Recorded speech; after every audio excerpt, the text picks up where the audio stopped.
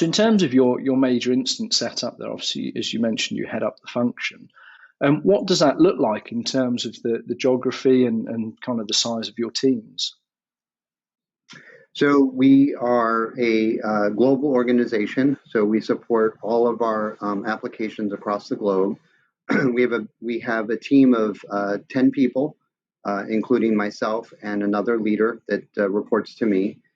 We have associates both in the U.S. and in EMEA and in Asia Pacific, and we really focus on the common core attributes of a major incident management. Command and control, communication, and the biggest challenge we faced was really building a shared service that we could support regardless of the region of the world.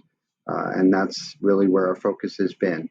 We've only actually globalized in the last couple of years. Prior to that, we were focused primarily on North America.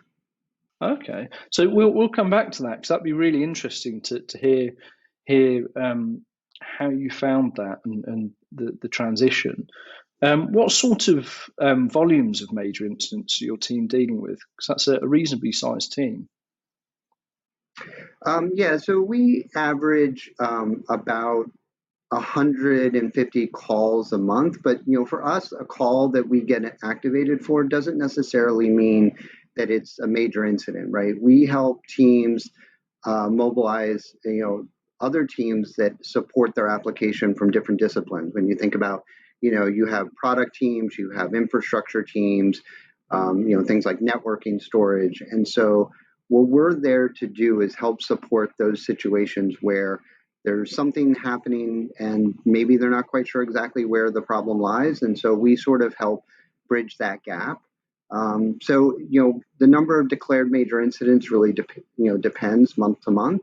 And we have different varying levels of major incidents, right? So obviously you have, your really, really bad ones, that could ultimately result in some kind of, disaster recovery approach. But, those are incredibly rare.